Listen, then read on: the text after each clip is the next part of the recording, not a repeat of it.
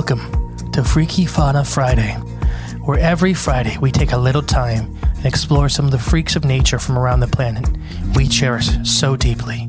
So please, jump aboard and let's explore the wilds together.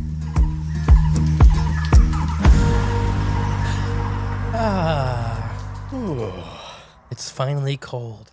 Finally cold and it's finally Friday. Welcome back to Freaky Fauna Friday. I'm the great and peaceful Mr. E. And I'm Jay. And we're going to talk about a denizen of the cold, since it's finally cold.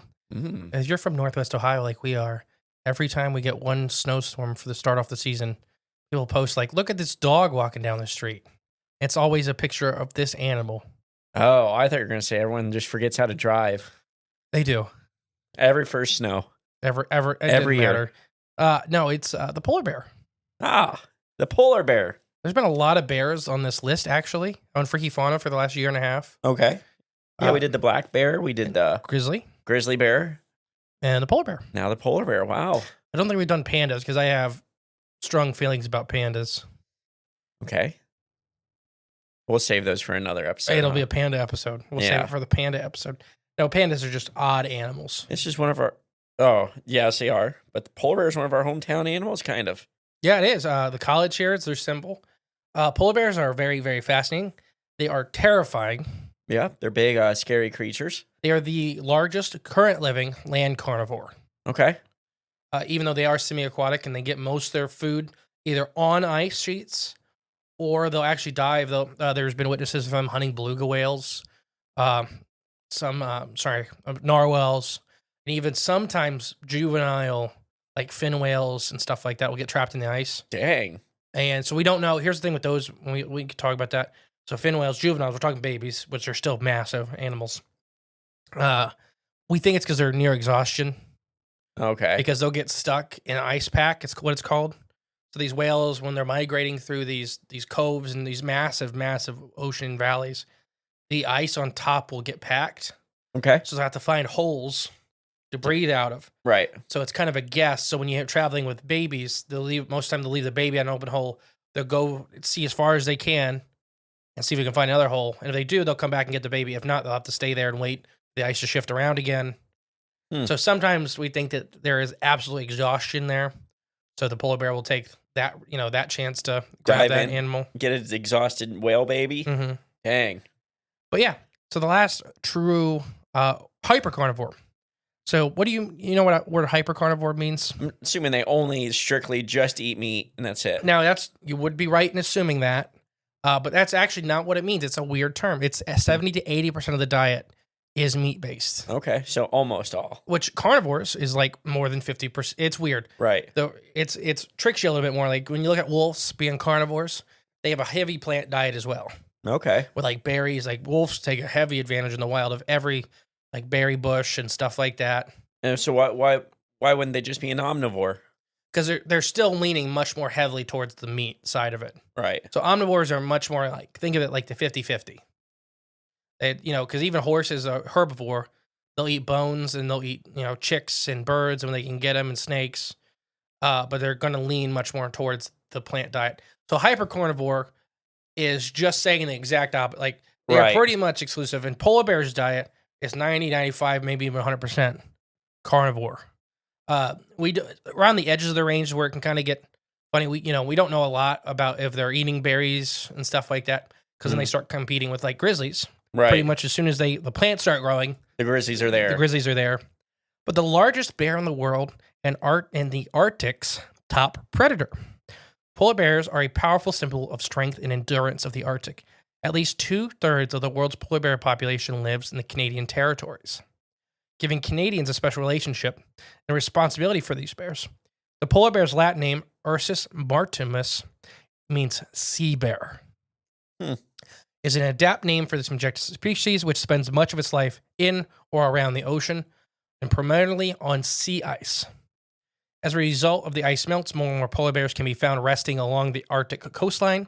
It is in these areas where these powerful sense of smell attracts them to garbage, stored food, and dogs. Oh. Bringing them a greater conflict with the Arctic people. So before, basically, the we're having a problem with pack ice forming again, and like these sea ice shelves forming. Like right now? Yeah. Okay. We talked about in the walrus episode and stuff like that, how the population of walruses has collapsed Okay. because of that. Because where they breed, they used to breed on sea ice. Those areas don't freeze anymore, so it's like one rock they're breeding on, and they're killing each other for it. I remember us talking about that, yeah. So polar bears do the same thing. Basically, they live a life of feast and famine. Okay. So for a big part of their, chunk of the year, they kind of hibernate and they give birth during that time and stuff like that. And then they have to feast. And, when the sea ice comes back, they have to eat tons and tons and tons of high calorie rich food. They're losing that side of it. So we're having whole areas of polar bear population collapses. Okay, because they're not getting the calories they need. Because, the sea ice isn't coming back. Okay. So their seasonal food isn't there. And we've talked about it actually with our friends. We have friends that are Inuits or, know Inuit people and stuff like that.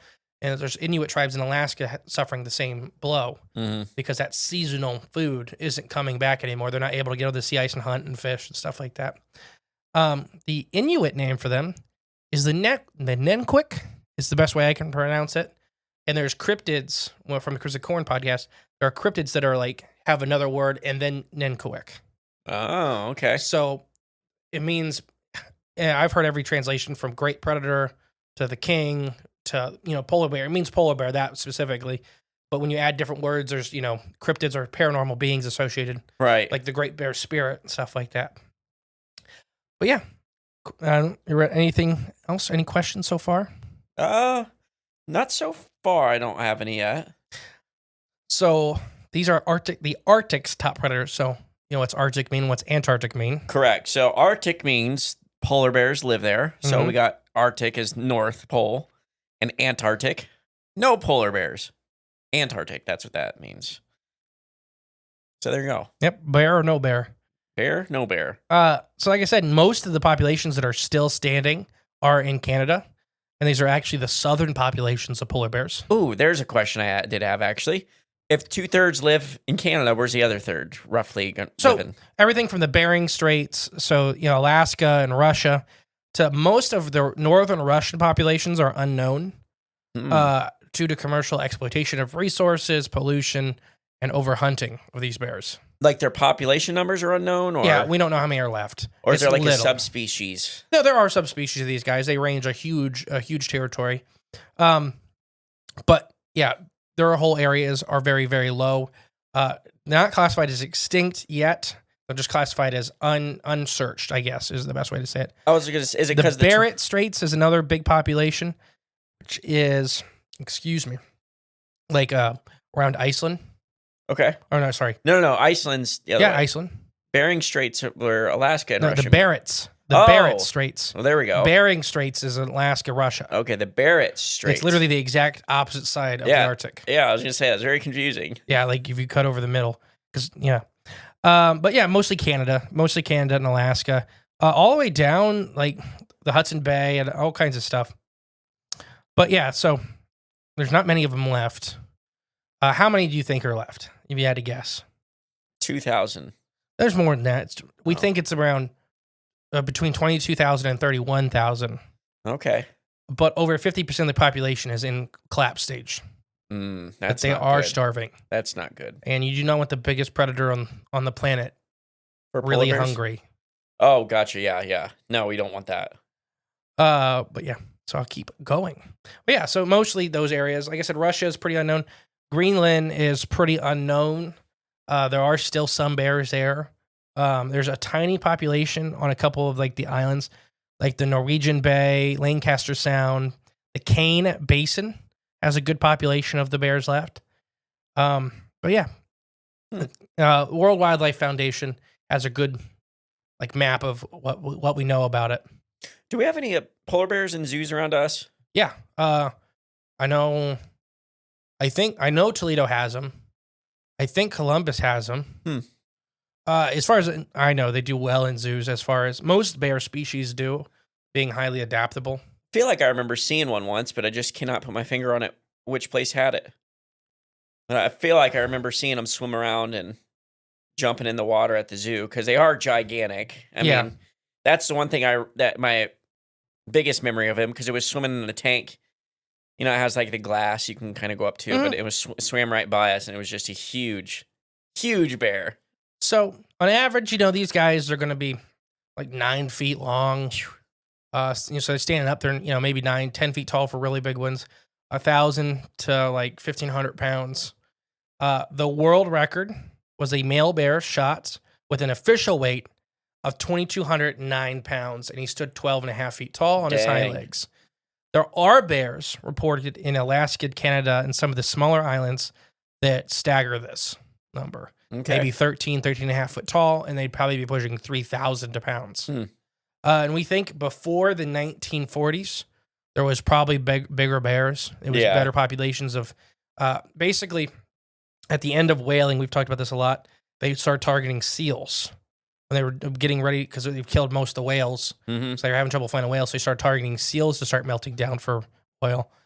You're talking humans here. Humans. Yeah. So we went through this area and wiped out a big chunk of the seal population from the 1890s into the early 1920s. And there was still seal clubbing for fur and all that stuff way, way later than that. Right, yeah. So the bears suffered dramatically because the food sources, now the ice isn't coming back, so they still suffer. Your average bear, like I said, is going to be 8 or 9 feet tall. 500 to 1,000 pounds, 1,500 pounds, is a pretty sizable bear. Yeah. And they're fast. Don't let their size fool you. They can move. Oh, yeah. And you can find videos of that, on the internet or wherever you want to look. But there's plenty of videos of them running after things, or that guy, the one I always think of, that guy in the clear box that has that polar bear. We'll talk about him. So, like I said, they're seriously big bears, huge. They're the biggest living land carnivore on the planet. Polar bears have adapted to survive in one of the harshest environments of the planet. As well as thick fur, they have layers of fat called blubber, insulin protected of their bodies, a frost air, and near freezing water. The polar bears also have black skin under the glistening white coat, which helps them soak up the sun's rays and keep them warm. So what? I was just saying, that's got to be one of their biggest freaky fauna facts. When you really look at their faces, you can see it. Yeah. Like where their snout has less fur and stuff like that. They're dark black. Mm-hmm. They're very, very dark black. That's crazy. I would never think of that. But it's an optical illusion that they're white. Right, exactly. So these mammals have an incredible sense of smell. Arguably one of the best of any living animal. Oh, wow, okay. And we're talking since, the only thing that really comes close is some birds of prey and then animals like the T-Rex. The huge chunk of their skull was designed for just smelling. Their olfactory their center. olfactory glands are massive. How far away do you think a polar bear with the right wind can smell efficiently? So what I mean by that is they can tell where you are. Right, yeah. Like, it's not that, because polar bears, like, say a whale carcass washes up on the beach. Polar bears from 50, 60, 70 miles are going to know there's a whale carcass somewhere over there. Oh, Because it's big, it's rotting, it's big, it stinks. We would know within, 10 miles of it that there's a whale carcass somewhere. Okay. But if we this is like prey, living animals. They're able to detect them and know where they are. I don't know, 2 miles? 16 kilometers. Whoa, okay. So there was one guy I was watching. Actually, I think it was Les Stroud was taking photos of polar bears. Uh-huh. And the wind switched. And he's like, oh, she's going to know I'm here in a second. She had 2 cubs.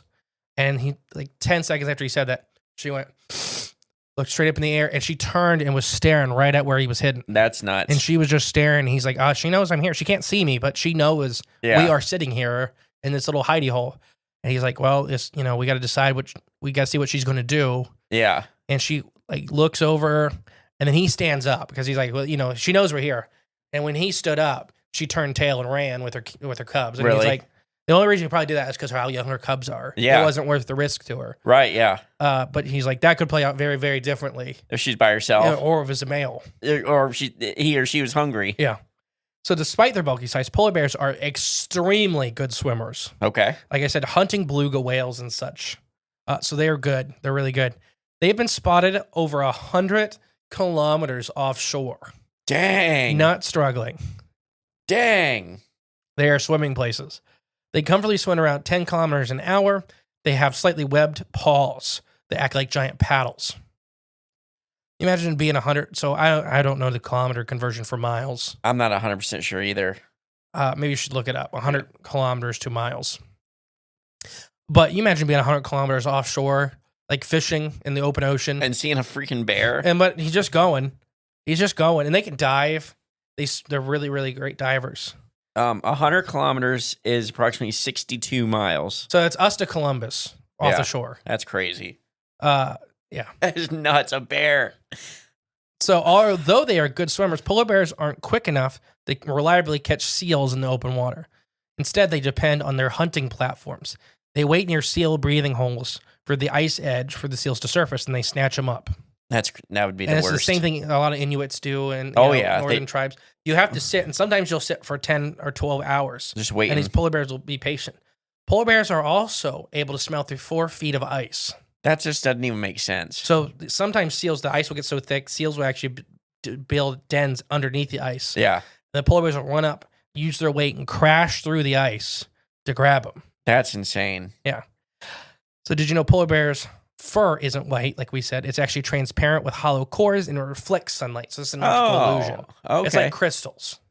Wow. So they are black. They look black. They are 100%. They are black bears. They just look white to us and prey animals. Wow. It's a huge optical illusion. That sounds kind of freaky. Mm-hmm.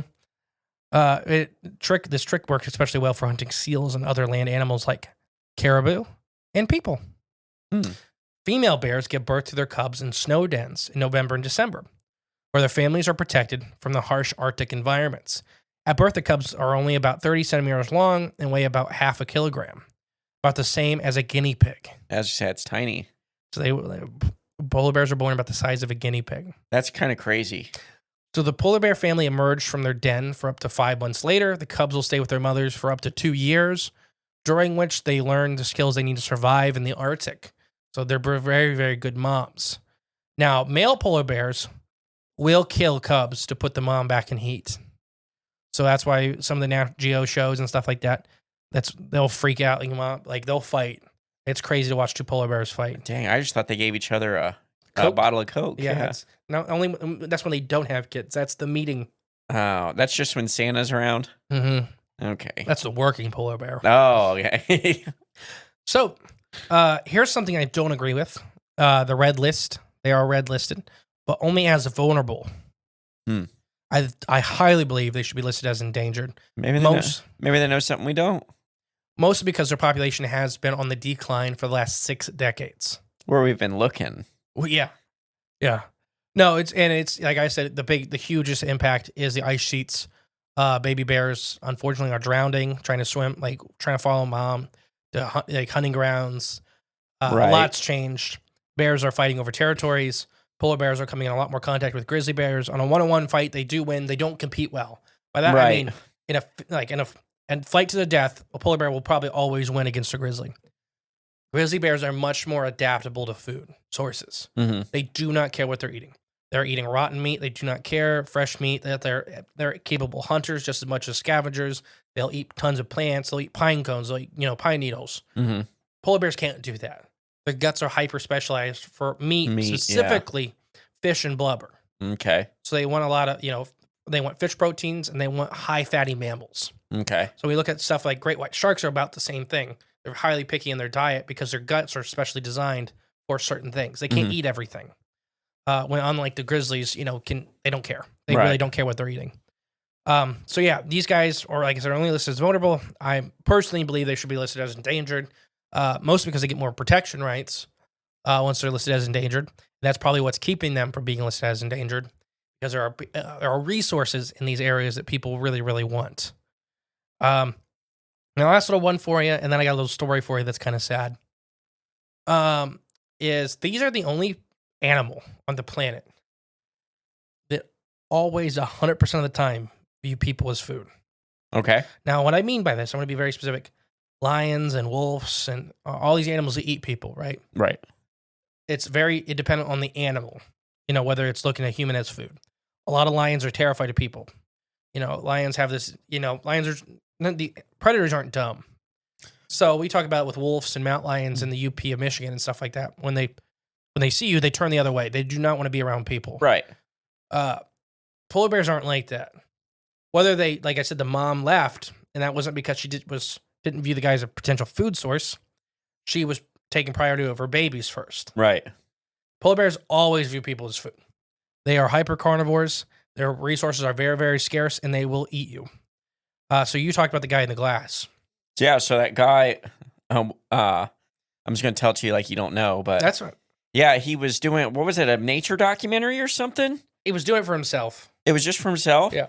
But it He was was a on wildlife photographer. yeah, and it was on like Discovery Channel or something. But he put him encased himself in like a plexiglass, like I mean, really thick, probably like bulletproof plexiglass box up in the Arctic, and he's sitting there and he's photographing this polar bear, and it's about like half mile away, and it sees him, and so it starts wandering its way closer to him, and it gets up to him, and it's sniffing the box, and it's trying to get in because it wants to eat that guy. It is trying everything to eat that guy, and it's pounding on the box. He said he made the box specifically to withstand a polar bear, and then he said about halfway through that interaction that he was not sure it would. Right. Because what did it start doing? Do you remember? Oh, it was it was jumping on it basically, like going on its hind legs and bringing all of its force down with its front two legs, pounding on that box to try to collapse it, just to get in there to get a part of him. So it found a corner that was weak and started pulling up at the corner. Oh my gosh! Yeah. And finally, I think the big, the crew came back and scared it off. Scared it off, yeah. Because he would have been a goner for sure. And So, he literally taking pictures of it inches away from it. yeah, it's ridiculous. Yeah. So I have a sad story. So anybody listening with little kids and stuff like that, school, it may be time to turn off the episode. Because I found this is a story of Aaron Gibbons, not Aaron. Okay. Aaron Gibbons. He is talked about in polar bear circles heavily. Yeah, so like I said, I'm warning everybody, it's time to turn it off. I just want to talk about this guy for a second. Aaron Gibbons demonstrated remarkable bravery and selflessness when he encountered a polar bear during a fishing trip with his family in July of 2018.